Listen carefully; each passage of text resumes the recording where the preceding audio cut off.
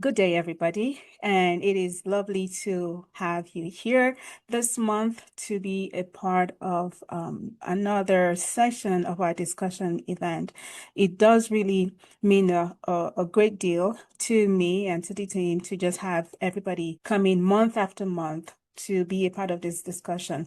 And what that says is that we value the discussions that we have, and that is very, very great feedback. So thank you for that. Today's discussion is a very important one, and it is also very timely. In public health spaces, every month there are a couple of health and societal issues that awareness is created about, and there's a plethora of them for the month of April, but we decided to go with the topic we're having today, child abuse prevention.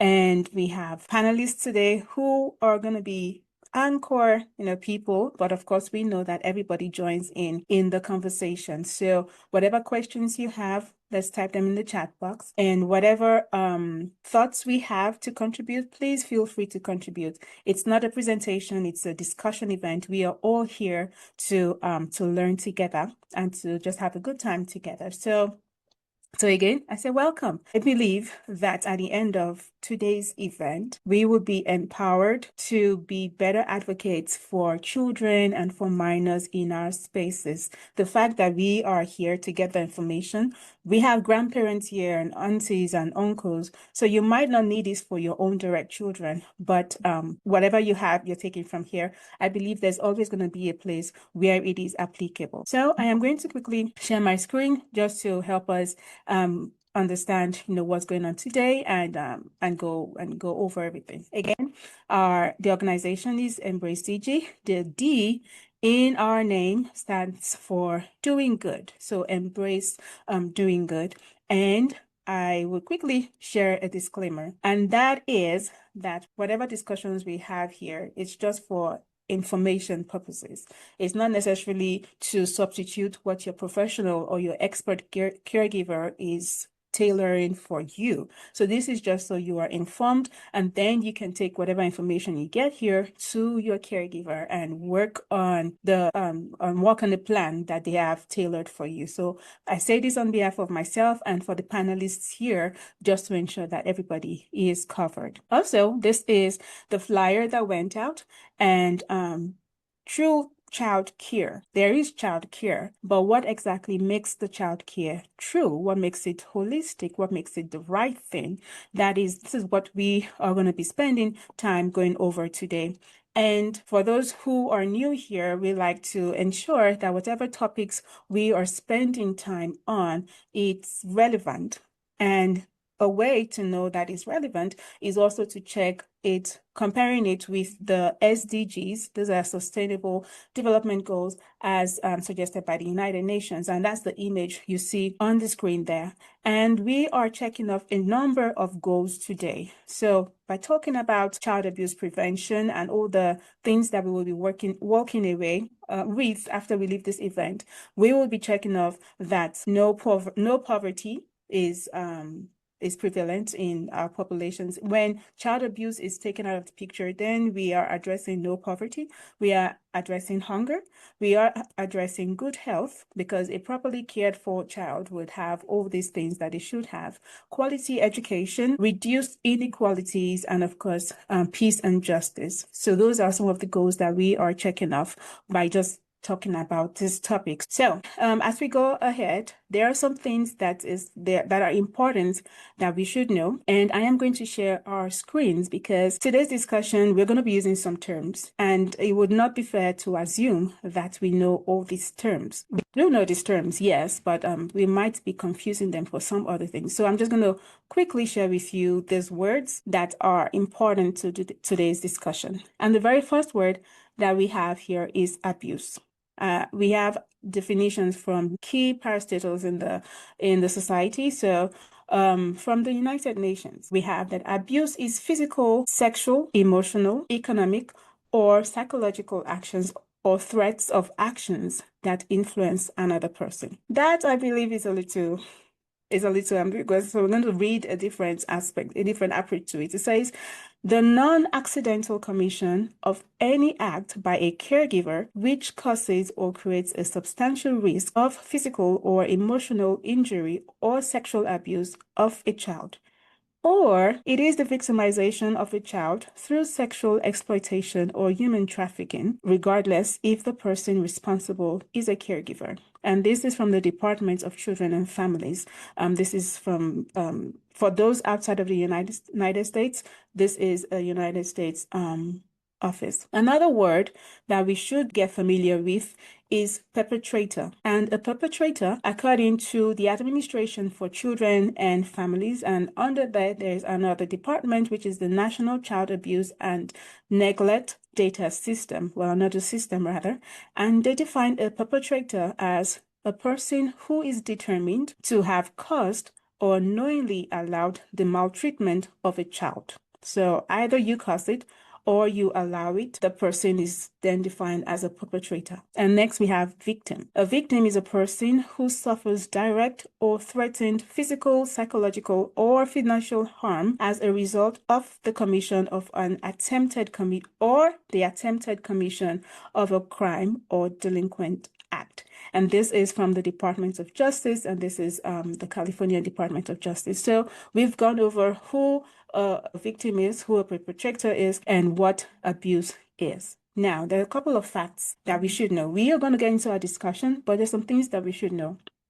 And we have 10 interesting facts here. The QR code on the side, you can scan it if you're curious. That I just had this article from the World Health Organization where some of these data were pulled from. And if you want to check it out, you can scan the QR code and we'll take you to that fact sheet. But that's just to share it if you're curious. But it is interesting to see here. Take, for instance, fact number 1. It says 6 in 10 children, or we can have that as 400 million children under ages 5 regularly suffer physical punishment and or psychological violence at the hands of parents and caregivers. Note here, it didn't say strangers. These are familiar people. And we continue to go down to number 3. Point number 3 says majority, that's about 69.4% of perpetrators are between the ages of 25 and 44. Now, this is data from the United States.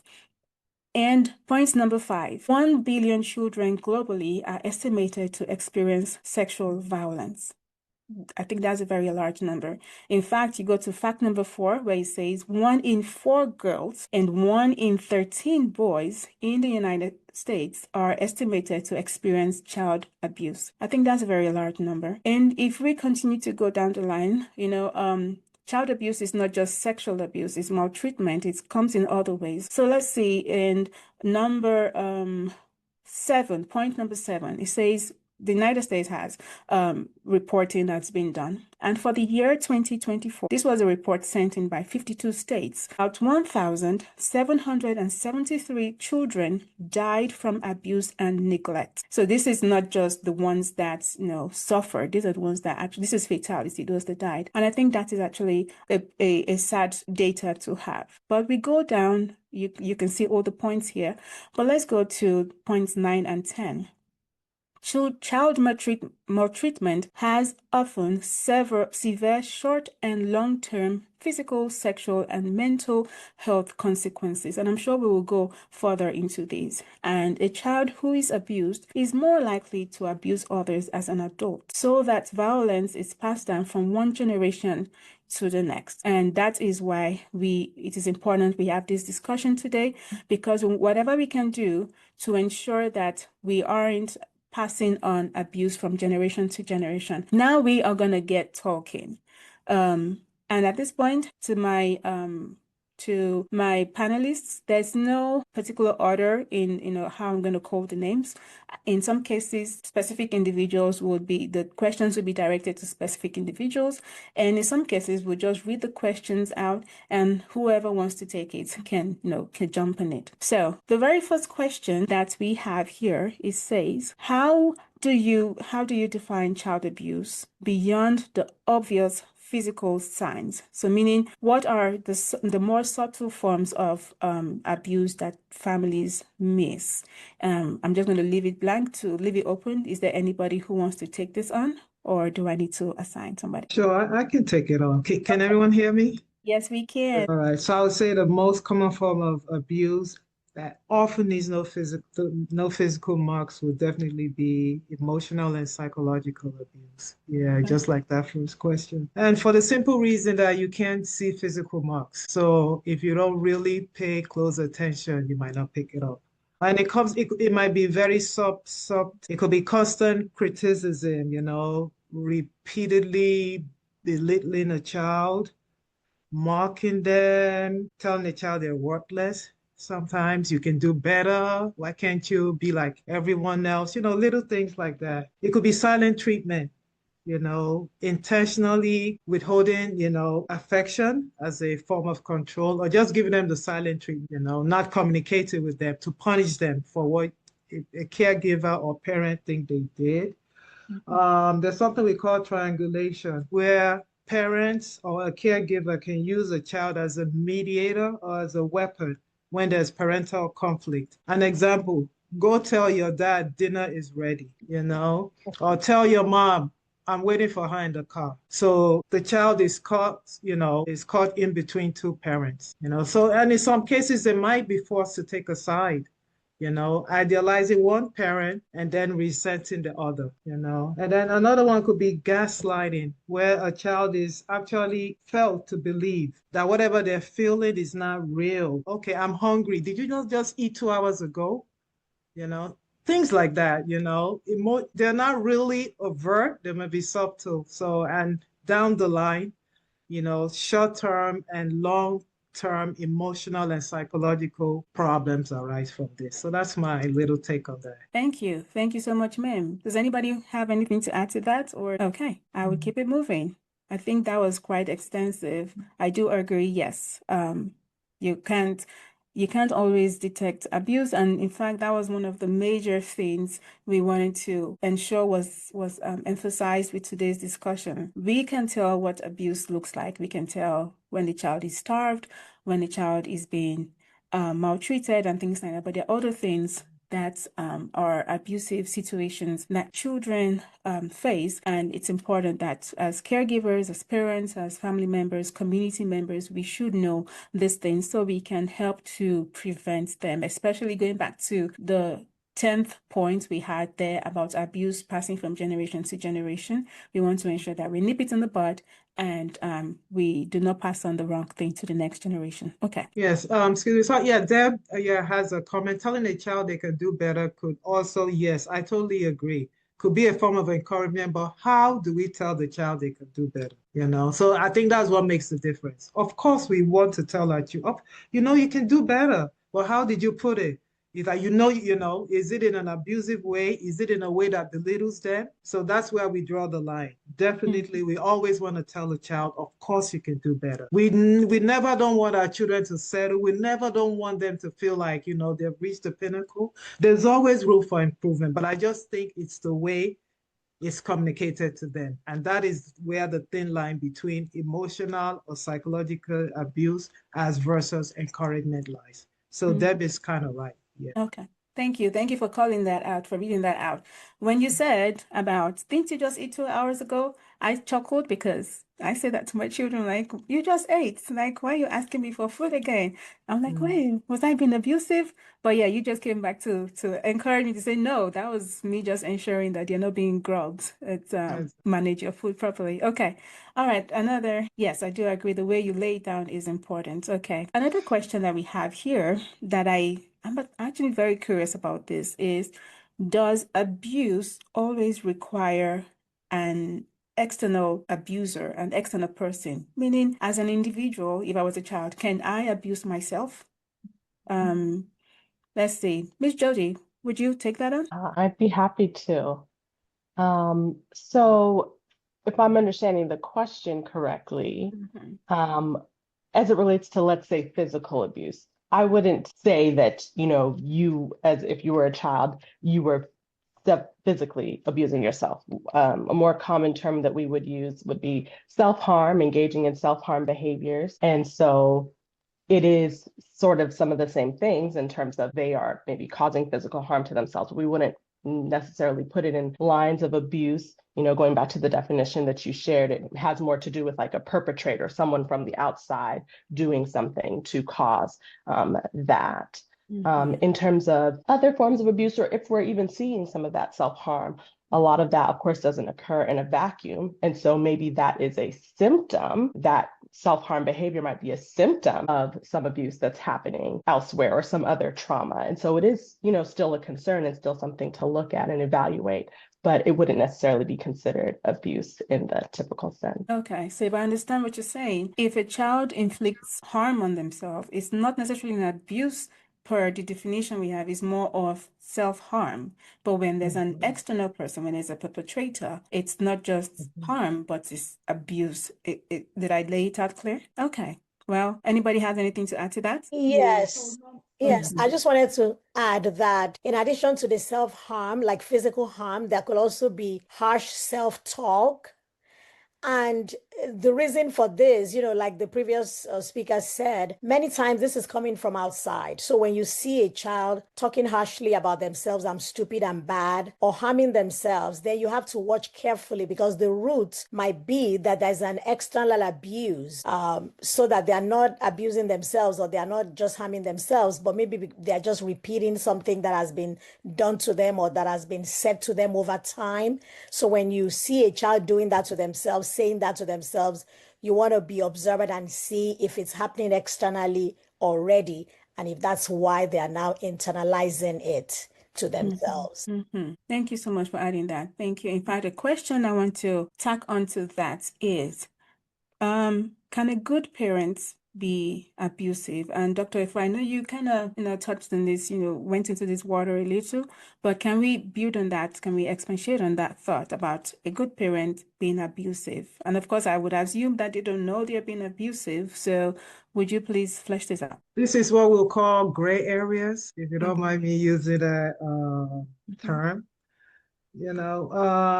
Behaviors that seem normal. Yeah, if everyone, they seem normal, but they can actually be harmful, and it's not because the parent wants to be abusive. Maybe the parent as an individual does, maybe they don't have the education. Then this is where we bring in cultural background, where the parent is coming from. So once again, parent trying to do the right thing, not knowing they're abusive, but it may have some negative consequences on the child. Okay. For example, using absolute authoritarian control without considering the child's emotional things. Don't go out with your friends. Why, mommy? Because I said so. Yeah, not because, so maybe if the parent had the education, that could have been an opportunity to have a conversation. Maybe going out late at night is not a good thing, but because I said so is not giving answers, and then it might lead to the child being isolated from friends, and then socially the child feels neglected or feels belittled, Case in point. Weaponizing affection, I touched on it before. Instead of punishing a child, you give them silent treatment, just neglect them in the house. Yeah, instead of trying to communicate better, giving examples or giving reasons why you're doing what you're doing and ways which things can be made better, gray areas. Okay, maybe you come from a society where you have this relationship. The parent is way up there and the child is way down there, and whatever the parent says goes, So it all depends. So those are the kind of gray areas, not because the parent wants to actually abuse the child, but maybe, the way in which communication is handed down, or maybe the parent is just not educated enough. Thank you. Thank you, I don't know if I made sense. Oh, you did. Oh, you did. You did, definitely. And I would like to hear what Miss Kimberly, what do you think about this? Especially you see children daily and you see the parents too. So what are your thoughts? I think most parents, they don't try to be, I'm gonna say something that's gonna harm you or whatever. Sometimes we may say a little something here or there that can kind of have the child to think of, well, am I good enough, or am I, and then that's when, as a parent, when you notice that, you want to have that conversation with the student or your child to make sure that they understand that, no, you are doing the right thing, but, you can be better, because we all want to look at ourselves and we all want to do better, and be better than what we were yesterday. So you kind of talk to them in that aspect, and help them to formulate their own opinion of themselves on, I can do this. I may have messed up on this, but it doesn't mean I can't do it. You understand? Yes, thank you. Thank you. So I am gathering that parents usually are well-intended, and sometimes we make mistakes. We use the wrong expressions and we do things. So without knowing, we could veer towards the extreme of being abusive in certain situations. But I would also like to believe that we can redeem ourselves, probably take a step back in the ways we then address the situations. Mrs. Fowler, I'd like to direct a different question as a follow-up on this to you. And the question then would be generally thinking about child safety. And again, I should have introduced Mrs. Fowler properly, but I just did not want to make up my own thoughts, even though I know her. But I know she works in the judicial system with juveniles and their families. She is a family marriage. She's a marriage and family counselor, so she's always in the space of children and their families, and it's very important and very lovely to have you join your voice in this conversation today. So thank you very much, ma'am. And the question now is, talking about child safety and keeping your family together, how can parents start to have conversations about abuse and child safety and prevention? How exactly can we start to go about this? Okay, thank you.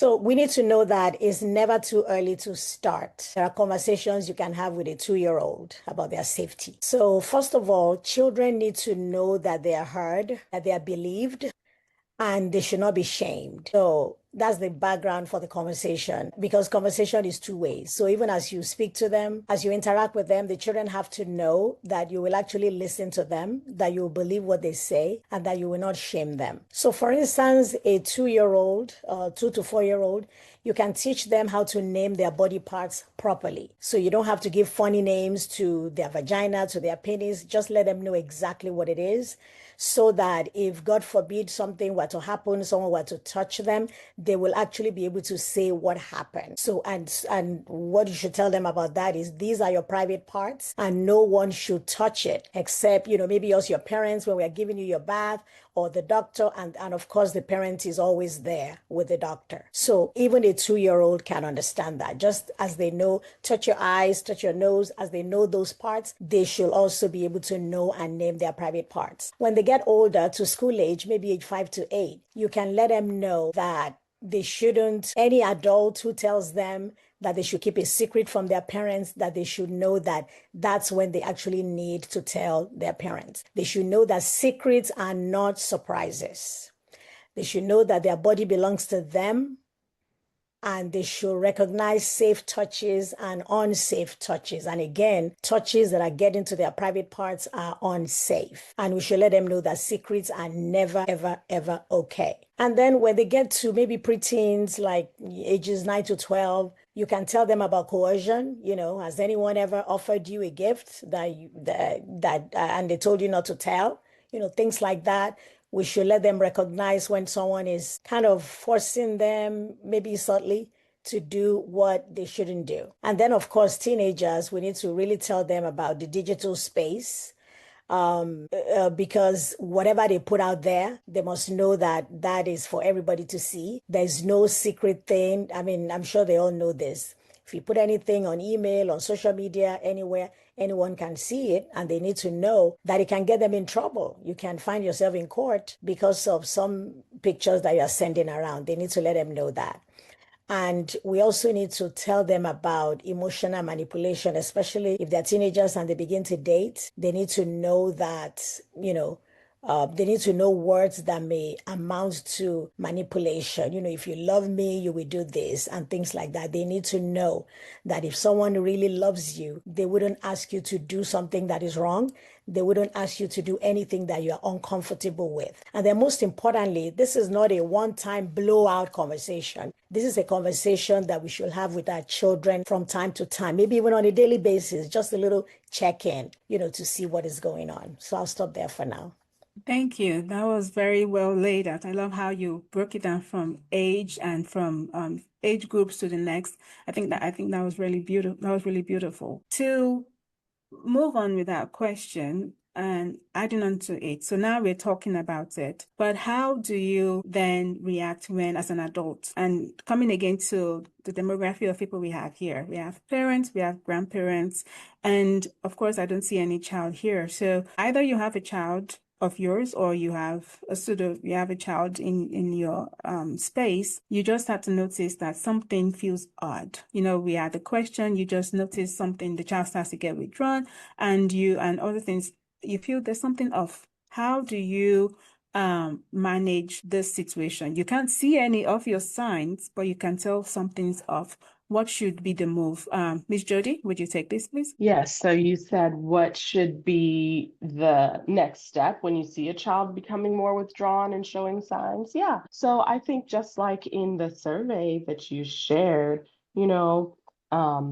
gently asking questions, I think is a very good step. Building that relationship where they understand that you are noticing when something is different, they are seen, they are cared about, and that you're creating that safe space where there can be that open communication. Of course, that groundwork has to be laid before in establishing that relationship with the child. But yes, if you start to observe that change in behavior, then, gently asking questions and observing, if they might give you an answer that is maybe not indicting or anything like that, but continuing to observe, and just mentioning to them, at another time, at a later time, that you've still observed some things and you want to check in with them and understand what's going on, what changes may have brought about this change in their behavior. Thank you. I would like to bring this back to the panelists again. And now let's consider if you are a total stranger to this child. So you just happen to,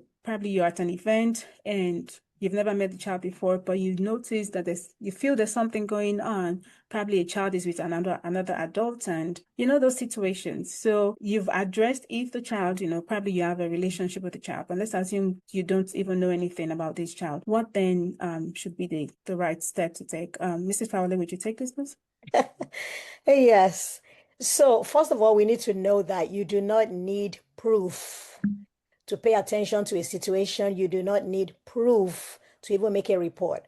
So in law, we have a standard called reasonable suspicion. It's the lowest standard. That means you just have a hunch. You just have a feeling.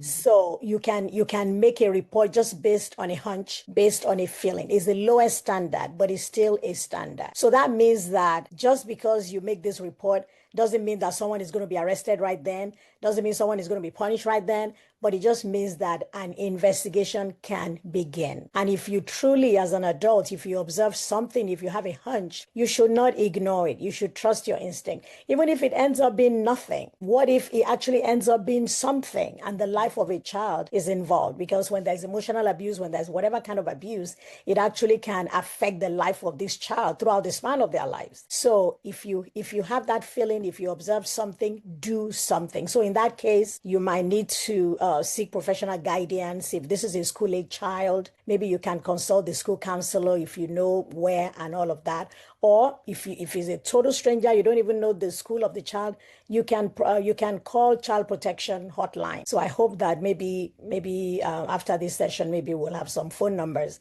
that people can just have. But you definitely can call the authorities and they can just begin. And then it may be that there's nothing, but at least if there's something, we could do something about it at the beginning. Thank you so very much. In fact, you've called out our school counselor because I was just coming to Miss Kimberly. So Miss Kimberly, how do you manage situations. I do love, and I wrote it down, Ms. Fowler, you said a hunch, and I have it here in my notes as a hunch is good enough. So follow through on the hunch. So, Ms. Kimberly, what happens in situations where you have a hunch, or the child expressly has confided in you, or you see signs of abuse, and you want to manage this? Well, I'll let you answer. What do you do in situations like this? Especially when so there are two situations. One, you have a hunch, and then the other situation, there's an express communication about this to you.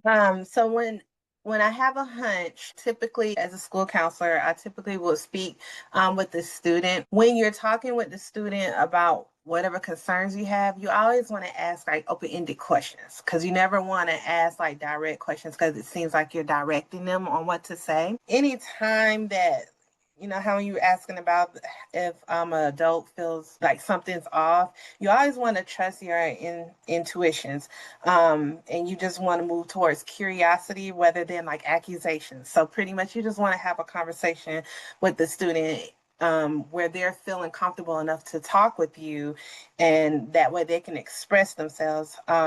If you notice that a student acts a different way around certain adults, you know, you can ask questions of like, I've noticed you've been quieter lately around XYZ, you know, whoever it is. Is there anything you want to talk about? And then you just leave that as open-ended and let them just kind of tell you everything that's going on. As a school counselor, or like if you're a teacher, or you work in the hospital, well, all are considered mandated reporters. So anytime a child reports something that can be abuse, then you have to then make your report to the Child Protective Services, and they'll do their investigation. It may be something, it may not be anything, but as a mandated reporter, they'll let you know if they've at least opened the case, and then they'll let you know if it's substantiated or not substantiated. Thank you. Thank you so much. And I see a question in the chat, and I believe this question will be directed to Dr. Ife. This will be your space. What do you do when you observe changes in said child? You ask questions, they don't answer. What then do you do? Do you just let it be, or do you pray? I'll go back to what Dr. Farawale said. You have to follow through. Yeah, because at that point you become a mandated reporter. Like she said, it's the lowest form, so you have nothing to lose. But that's when you prioritize safety, you know, because if you don't do anything, what happens? You know, you are given statistics. You never know. You don't know how bad it is. So your suspicion enough, like she rightly said, is enough to generate an investigation. So if you ask the child doesn't give you any information, you go ahead and make the report. Leave it to the authorities to follow through. You might have, you know, you might have saved the life, you might have kept the child safe, you might have helped the child get out of, because you don't know. Home's environment can be very scary and intimidated, and this child has to go back here. So all these things are going through their mind. So it might just be out of fear that they don't want to talk. And who knows, it might have warned them, you know, it might have had them, you don't, you know, don't you discuss this outside. So the best thing you can do is to file a report and leave it File a there. report. Yeah. Okay. And filing a report. So let's assume, I'm trying to think of a space that I'm blanking at now. I'm trying to think of a space where I could be, let's assume church. Okay, let's assume church, because church, I believe, is one of those spaces that we're very, you know, touchy feeling about. But let's assume we're in church and I'm observing something. What is the hierarchy of reporting that should be done? Is it to the pastor? Is it to law enforcement? How do I go about doing my reporting? Mrs. Fowler, do you want to take it? Actually, Miss Jody, would you take this? Let's go to Miss Jody. In terms of what I understand is you can mention it to the pastor or someone in leadership, but once you as an adult know, it is your responsibility to make that report to keep that child safe. So I would say that you can have a dialogue before or after, but it is your responsibility, because you are aware of the information, to make sure that that report gets to the authorities and that child, you know, gets the help that they need. So to add to this, in fact, and I'm going to come to Mrs. Fowler, but one more question tacking onto that says, can you also file a report if this child is yours? So I'm assuming, and thank you, Real Touch Event. I'm going to flesh out this question a little. Probably you, of course, you are not the one abusing your child, but you are observing abuse from another perpetrator and you want to report this. So can you report if this is your child also? And yes, there's also the question, who do we report with? Let me start with the second question. Why wouldn't you report if it's your own child that is being abused? And it doesn't matter who. This is another situation where we need to be careful, because in a lot of families or in a lot of cultures, it's more important to keep your dignity than even the truth. So maybe it's a family member and you don't want to ruffle feathers, you don't want to cause drama in the family, especially if it's extended family, maybe an uncle, a cousin, or whatever. You don't want to cause problems. And so because of that, you keep quiet. That is very wrong. Whether it's your child or any other child in your care that you observe that is going through abuse and you know it, it must be reported. What we have to know is that when children go through emotional abuse, sexual abuse, it follows them for the rest of their lives. If they're able to get therapy and the therapy helps them, thank God. But in some situations, they're just damaged.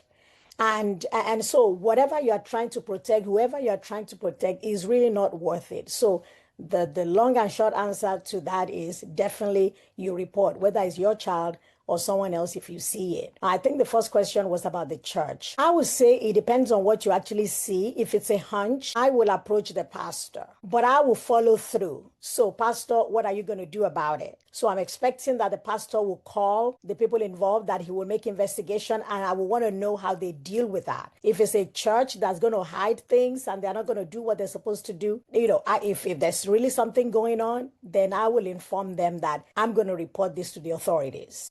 For instance, if it's a youth leader that is doing that, I will expect that if they actually find that is happening, that youth leader will be removed, that he will not have contact with the children anymore, that maybe even the parents will be involved. I will expect some concrete thing to be done.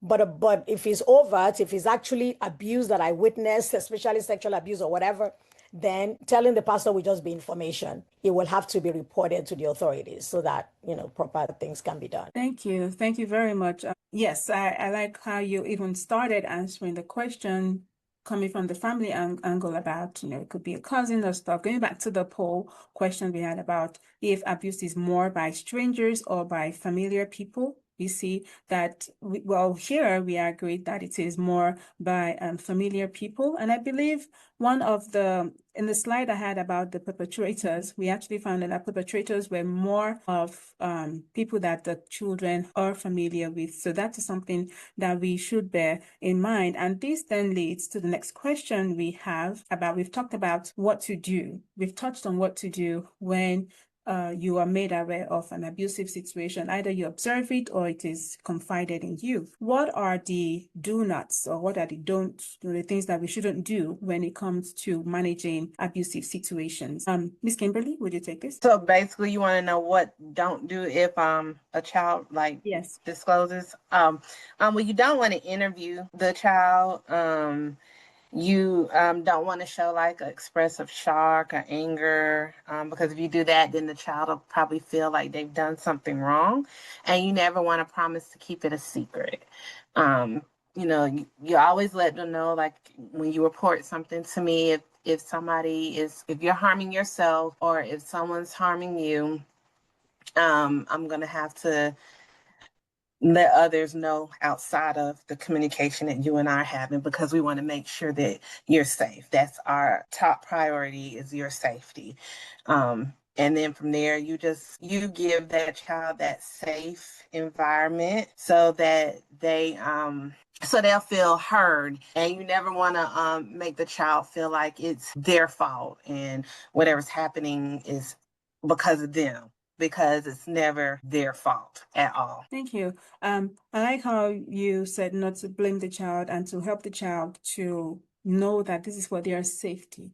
But what of the instance where the child is really scared? and the person said I shouldn't tell. If I say something, they're going to harm my family, or reverse situations of similar narrative. So how do you pacify a scared child to say, it's for your safety, I know this is happening, but I still have to say it, and the child begs you not to because they are really scared of repercussions? What then do you do?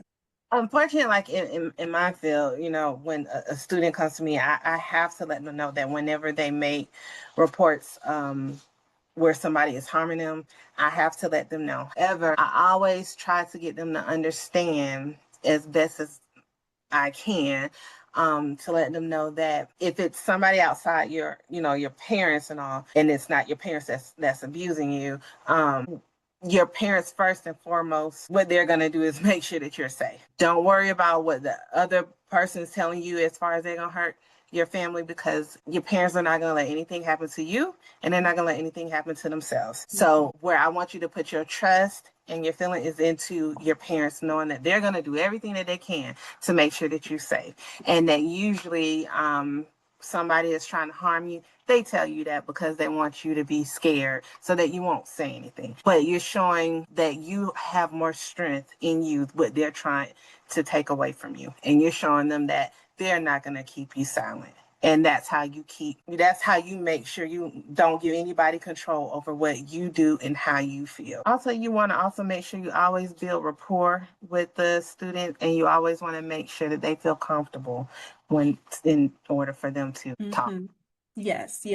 In fact, that leads also then to the next point we'll be coming on is, as parents, as family members and caregivers, we want to always ensure that the children can come to us. So, Mrs. Fowler, would you please take this? How can parents and caregivers, how do we unintentionally create environments where children feel unsafe to speak? So, what are the things that we might be doing to discourage children from speaking up and confiding in us? Well, if they tell us something and we appear like we are shocked, like it hasn't ever happened before, or we try to blame them, or we do not believe them, or we are dismissing of whatever it is that they are telling us, or we punish them, or we tell them that it's their fault, any of those behaviors will make them not want to talk to us. So,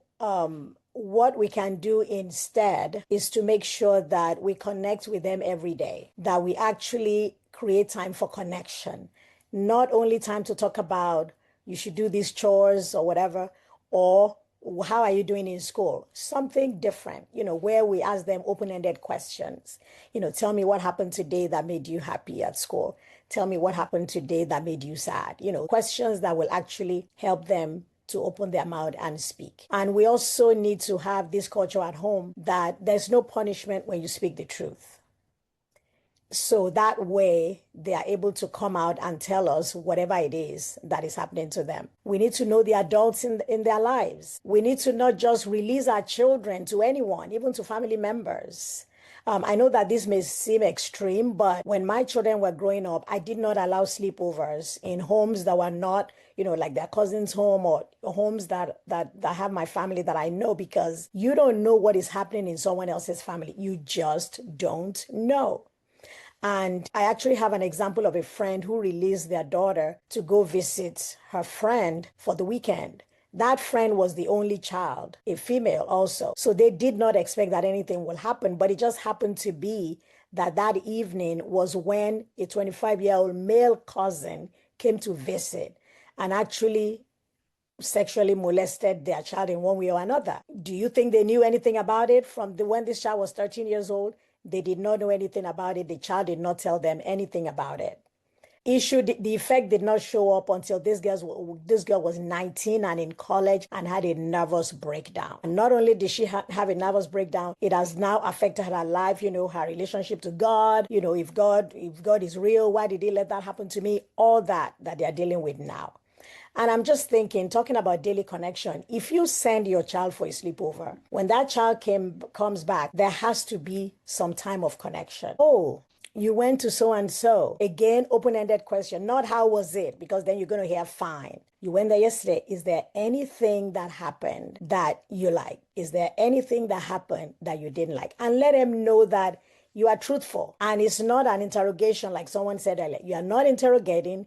You just say, I'm wondering if you enjoyed yourself. Is that, there's the way you say it and there's the way you make that connection. And like we said, it's not a one-day thing. If the child doesn't say anything today, if they continue to see that you are farming and you're open, maybe able to say something tomorrow. I'm thinking that if that family had that culture where they actually have connections every day, then they will have known that it wouldn't just happen that nobody knew anything about it until, we can say it's almost too late. So is anything worrying you that you haven't told me about? I even do that with my adults, my over 30-year-old. Sometimes when I just see that accounting and I say, how is yesterday I actually voiced out, how is your mental health? And then at some point I said, Mom, I said, I just want you to be happy. And after I said that, she actually came and told me some things. So we just have to create that safe space. I know your question was, how do we make homes unsafe? But I think it's important to talk about the solution. How do we then make it safe? Thank you. That was beautiful. Very, very well laid out. It's great that, it's sad that what happened in the story happened, but thank you for sharing with us because it helps to shine the light on the importance of the things that we are talking about here. And that brings to mind question about what practical steps can parents take to reduce risk, reduce exposure, and to strengthen, protective factors in their home. So you've talked about like one thing, sleepovers. That's usually where a lot of things happen. But can there be other things that we can do to reduce exposure, to reduce the risk, to prevent things like this happening? Can we also build that out? Ms. Jody, you want to lend your voice? I think that like some panelists have shared before, having conversations early and often, explaining to children, sort of what the expectations are, building that healthy relationship and open lines of communication. But I think also the regular check-ins, the building that rapport so that they know, that they can come to you, and also building a supportive community so that if they ever feel embarrassed or unable to talk to you about something, that there is another adult or someone that is trusted that they can go to, and that information can get back to you or to, the authority that it needs to get to keep them safe. So not just making yourself a safe and open person that they can communicate with, but having that village around that child that is a safe and open community for them to talk to. Thank you. Thank you so much, ma'am. Dr. Ife, what do you think about this? Reducing exposure and creating protective environment. Yeah, everything the other panelists have said are true. I just want to add to that. Establishing consistent routine in the home can be very beneficial. Structured daily life with consistent meal times, even little things. Any opportunity to communicate. Mealtime, consistent bedtimes. School routines. All these kind of produce a sense of security for the kid. In addition to that, you want to prioritize family time. Even from a young age. It doesn't have to be anything which will incur a huge expense. Eat meals together, engage in low-cost activities, high connection activities, physical, take walks, even simple things as taking walks, doing stuff together as a family, playing games, reading together, all these strengthen bonds. So what this does in the long run, whatever is not normal, the child picks up. And that's how you identify what's right. It's just like, when you're in nursing school, medical school, they teach you what is normal. Anything that doesn't fall within that norm, it helps to identify what's wrong, And sometimes as a parent ourselves, we need training. We don't know it all. So we should be willing to go out there, get the education we need to better ourselves as parents, because sometimes life can be very stressful. And it's a thin line lashing out as a kid, not because we want to. And then that, on the long run, it could affect the kid psychologically, And that's where the withdrawal starts, So home has to be their self place. A kid has to be able to come home and know, yes, because there is just so much going out there, They get it from school, they get it, a whole array. We don't want to get into bullying. We don't even want to get into peer pressure. So home should be their self, their safe place. Thank you, ma'am. Thank you, ma'am. When you started talking about routines, I was going to ask, how does that help? And then you brought it actually does help the child recognize what is normal and what is abnormal. And that actually is a very big takeaway for me. Now, the picture we are painting so far is of a happy home or of a maybe unified home. What happens in the instance where mom is barely available because she has to work, 2 jobs? That is not there. It's a dysfunctional home. But of course, the parents still want to do right by their children. What can we prefer in this situation where the chance that everybody will come together at a table is very, very bleak? What then do we do? Mrs. Fawade, I see you smiling. You want to take that on? No, don't stop smiling. Don't stop smiling. No, the reason I'm smiling But is that's reality, though. the reason I'm smiling is mom is busy, dad is busy, but at the same time, you're expecting, this perfect child. So, that I recognize, what can happen in people's lives, that you both are very busy. We've been in that situation in our lives before. But I think just the same thing I tell parents when they are fighting over, this parent is saying, oh, child should do A, and parent B is saying, child should do B. I tell them, what is your goal at the end of the day? Do you not both want to raise a responsible adult? Well, if you keep going at it this way, you're going to have a child who is, trying to find a place to hide, and eventually you're not going to get the outcome you want. So I think this family needs to have a conversation, even if both of them won't be there at the same time. I know that's a luxury, but at least let one parent be available for the children. If you have very, very young children, somebody should be at home when they get home. And if you're not home, then maybe they need to be in a holding place, like, maybe a daycare or something, but not letting the children be by themselves. That's neglect. That's abuse. That's abuse. Yeah. If the children have to come home and fend for it's not just about, a child can be well dressed and well fed and still be abused.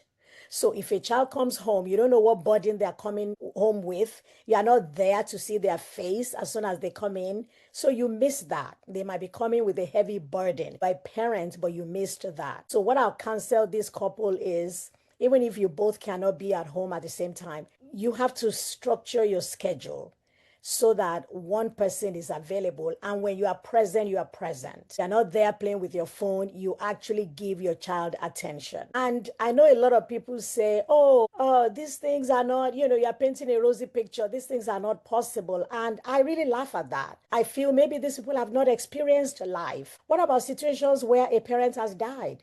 What about situations where there's divorce?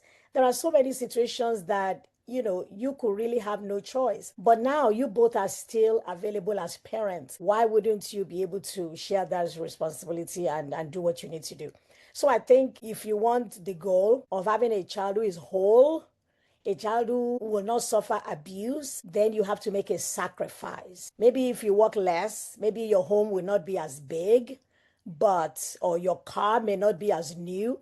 There are always ways to these things. And I'm not talking about what I haven't done, what hasn't happened in my life. You just have to make some decisions. We need to make some changes so that someone can be home more, so that we can really have the child that will be wholesome, that will be whole, that wouldn't suffer these kinds of abuse. So that would be what I'll prefer. That is so spot on. And I appreciate that you have brought in societal pressure. So the fact that we have bills to meet, or we have obligations that we need to fulfill, we are, and by we, I mean parents and caregivers, we are making choices that creates room for children, or situations of risk for the children in our care. So thank you for voicing that out and actually touching on those, because those are instances that lead to this abusive situations, that can create abusive situations that they're not the obvious ones, but they're things that happen and that we must touch on. So very quickly, we are coming to the end of our discussion, but this next part is everybody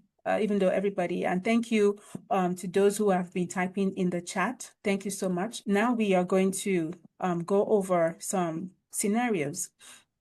Please give me 1 minute to share my screen. I'm looking for the screen. Here we go. I believe you can see my screen. Yes, we can. So thank you, ma'am. Thank you. I am going to quickly read this for us. So we see here the helpful adult. Okay. So a trusted family friend or relative has taken a special interest in your child. They frequently offer to babysit, buy gifts, and spend one-on-one time. Your child seems to enjoy the attention, but you notice the adult often insists on private time and occasionally dismisses your presence with comments like, "You can go rest, I've got this." So this is where we all come in. At what point do you start to raise your brows at, about this generosity, gift everyday situation? How do you address this situation without causing unnecessary conflict? We've talked about going with a hunch, but what if there's nothing there? So how do you manage it? And then what boundaries should be set immediately to reduce exposure or a chance for abuse occurring? Anybody can go. Who wants to go first? Miss Kimberly, would you start? And you can address any of the points. Okay. I typically would just, always with my child, I will always, talk to her and make sure that we have that line of communication open. I typically, I will question if you always want me not to be around. Now, I'm trying to figure out why can't I be around? That's where at some point I'm gonna start saying, no, I'm gonna stick around and see what you guys are doing. We all gonna have fun time together. So it just, as far as for my boundaries, like I said, when you constantly telling me that I don't need to be around my child, that's when I'm gonna start inserting myself more, because you keep trying to keep me away. Thank you. Miss Jody, what's your position in this? And anybody in the room, aside the panelists, please, you can type in your thoughts. And if you wish to express yourself verbally, just put up your emoji hand and we'll call you to speak. But it'll be lovely to hear other people's voices aside just the panelists. Miss Jody. Yes, I would agree that there would definitely have to come a point where, as an adult, you have to insert yourself and create some of those healthy boundaries and explain, probably to the adult, not in front of the child, that, this is crossing a line in terms of your comfort level and that you will be present more. I think if you understand grooming behaviors, someone would do these exact same things, gain your trust, spend one-on-one time with the child, buy gifts, things of that nature. This is a pattern of behavior that's not innocent in and of itself. And so if you understand that and your gut feeling is telling you that you need to react and do something, then that's what you need to do. You need to set a boundary. You need to explain to them. And if that person cannot or does not want to respect that, then that is confirmation that maybe their motives are nefarious and that you need to take steps to protect your child. Mm-hmm. Thank you. Well, that is a conversation I hope I don't have to have, because I'm like, how do you manage relationships, and nobody prays for things like this to happen, but we must be on the lookout for things like this and be the best advocates for our children. So definitely, no matter how much of an inconvenience or a displeasure it might be to have that kind of conversation, we must have such conversations. Yes, Mrs. Fallowshed, would you go ahead, please? Thank you so much, honorable panelists, for this wealth of knowledge. I'm just wondering, in this scenario, considering the fact that, my culture, my background, it's not easy to just confront a trusted family friend or someone that is more or less become even a family member because of their relationship. So I'm wondering if it would be appropriate, and of course, depending on the age of the child involved, to call the child, this is my child, and maybe, talk to the child privately. Ask the child to turn around and touch on your body if anyone has touched you, any strange person, or even somebody where have they touched you recently? last week, today, things like that. Just try and work with the child to see if you can gain any knowledge from, of abuse from the child, because I think then that will make it a lot easier to confront the issue. Thank you. Thank you so much, ma'am. I was thinking also about cultural factors, and I would hold off on that. Thank you for bringing it up, and then we'll come to it because it is a very important aspect to all of this that we're talking about. There are cultural factors and societal norms that can actually get in the way of this protection or protective services that we are trying to establish in our homes. So thank you so much for sharing that. And then hopefully we get to come around and spend some time on that, even though we are wrapping up in a few minutes. The next scenario that we have, and this is the scenario of the best parents in the world. So very quickly, we're going to go over this also. Your family is friends with another, and both families often plan activities, outings, and trips together. Over time, you have noticed that the other parents often allow their teenage children some privileges that are inappropriate for kids. So for instance, they keep late hours outside. They're over-selective of their food. They're unnecessarily absent from school and, things like that. When you passively bring this up, they gave, vague responses like, weren't we once kids too? And things like that. So, what would you do in this situation? Is there an issue of abuse here? Maybe we're just overreacting. So is there an abuse that might be going on here? How do you approach the conversation without sounding judgmental? And what subtle signs would you advise that the parents monitor just to be on the safe side in terms of protecting their kids? Who would like to take this on? Dr. Ife, would you take it? Yes, thank you. So let me see. So the first question is there an issue of abuse here? Well, not necessarily. So my next question would be, is this just a parental style? Are they just lax? Do they have values that you take that, do their values not align with yours? So I think that would be my first line of thinking, So how do you approach the conversation without, sounding judgment? You can quietly ask them, are you comfortable with, the school absences and more, and try and get a feel of where they're coming from, or, what is the reasoning why? I mean, that's what I would do. So I would like to hear what others think, I really don't feel comfortable with my children being out so late. Yeah. Is there any reason why you're comfortable with that? And try and get a feeling of where they're coming from, So that would be my own line of thinking. Thank you. I like how you said it might even be a parental style. And when you said that, it crossed my mind, can the parental style be abusive even in itself? Are you talked about the authoritarian parent. So, is this a case, yes, the parent is unnecessarily lax, and can being too lax also be a form of risk to the child? Definitely, because, we're talking about children that don't, from what this passage describes, there are no established routines, in terms of time, in terms of the kind of dietary habits they have, when it comes to school, so all these things matter. Okay. Thank you, ma'am.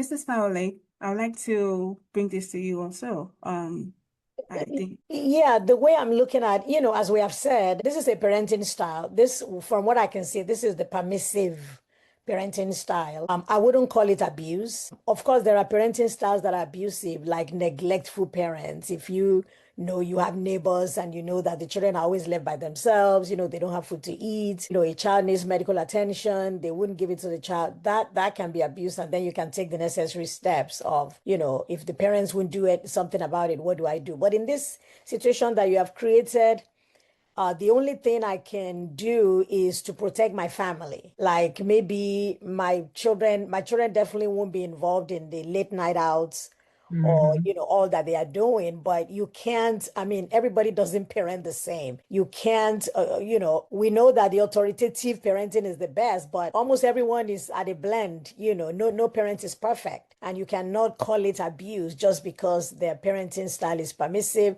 They let their children do whatever. That doesn't mean it's abuse. But at the same time, I would have my boundaries with such a family. I would just protect my children from having interactions that may harm them. And if you mention it to them because you are their friend and they resist, it's not something I will keep saying because you are not like their preacher or you are not. I mean, Yeah, you are a friend. You can't lord it over them. You can't tell them how to parent their children. So once you sure. mention it, and if they don't see it as, oh, she's trying to help me, oh, let me think about it, you may be right. If that's not the way they see it, you just have to leave it alone and just draw your own boundaries as to your interaction with them. Thank you so very much. I've taken this from various angles and considered it in various ways, and I really, really do appreciate the thoughts shared. Thank you so much, voice that has been shared here. Very last thing, and we'll just quickly go around the room. Each person, say something as final thoughts. If you could leave families with one key principle or practice to prioritize in preventing abuse, what would it be? And I would like that we please fold into it societal norms and cultural issues, things that could undermine the efforts that we are putting in place to ensure our children are protected from abusive situations. So what would be your final thoughts for us today? Dr. Ife? Okay, all right. Yes. So let's see. Final thought will be building safe, stable, nurturing relationships and environments for our children. Yeah, that would be my final thought. Thank you. That was very short and succinct. Thank you very much. Miss Jody, it comes next to you. Yes, I 100% agree with that. That is, one of the most foundational things that we can do as parents. And I think just keeping in mind that as the parent, you have been given this child, you are the advocate, not someone else. Someone else is not going to do it for you. So the decisions that you have to make, the discernment that you have to have, that is up to you. And so you should be fully empowered to do whatever it takes to keep your child protected. Decisions you have to make in terms of who they're around, social media, school environment, all of that, building that community for them, that is ultimately up to you. They are a child, they don't know what they don't know. They don't know the world out there and the possibility of things that could happen to them. And so you as the parent, you should feel ultimately empowered to make the decisions for them. It might be unpopular decisions, whether it's within your culture or your family, or your child doesn't like the decisions that you have made. But if you are ultimately doing what's for their best good to keep them safe, then you should feel empowered that you're doing the right thing for them. Thank you so very much. And Ms. Kimberly? You always want to make sure that you have an open door policy with your child. Always have communication and have that rapport with your child where they feel comfortable enough to talk with you. You always want to make sure that you create like a safe space for speaking with the child. And you want to also model it so that they can learn how to be able to speak and talk about what makes them feel uncomfortable. And then that way they'll be able to talk to you. And you always be your child's #1 advocate. I keep hearing the word advocate, and we have talked about a lot about communication and keeping the line open and just being available. I picked on that, and I wanted to acknowledge that I am hearing that. I'm hoping also that everybody else is hearing that, and it is registering in our subconscious as much as it is registering for me too. Yeah, thank you. And last but not the least, Mrs. Fowler, would you? You're going to hear it again because I didn't want to change my answer just because the last person said it, because I think it just underscores the point that this is probably the most important thing. I'll say keep the line of communication open. Be more interested in connecting with your child. Get curious. If something is happening, don't just be ready to correct your child, put the blame on your child.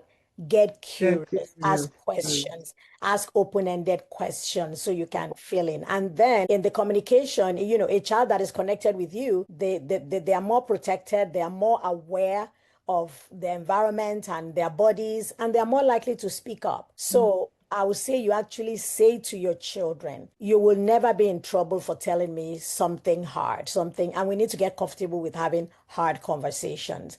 Many times we shy away from that, but we need to be comfortable having those. I need to be able to tell your child, you will never be in trouble for telling me something hard, even if you think you did something wrong, even if someone told you not to tell me, even if it's something that happened long ago. My job is to keep you safe so you can tell me anything. But it's not just by you saying it. It's by you being available, by you being giving them the room to be able to speak, allowing them and them being able to trust you. So you can say that all you want, but they have to see that they can actually confide in you. They can actually talk to you about anything. So I'll just say communication, the long and short of it. Thank you. Thank you so very much. I pray that when we disperse from here, we would continue to have these thoughts ringing in our minds, and we would do our own bit. We would research, we'll read more, we'll look into things just to get ourselves exposed to even this whole issue of child abuse, because we can't know it all. And the more you know about it, the more you are better positioned to be an advocate for your children and for children in your care. Grandparents, aunties, uncles, everybody inclusive. That said, we are at a close. Thank you so much. Goodbye, everybody.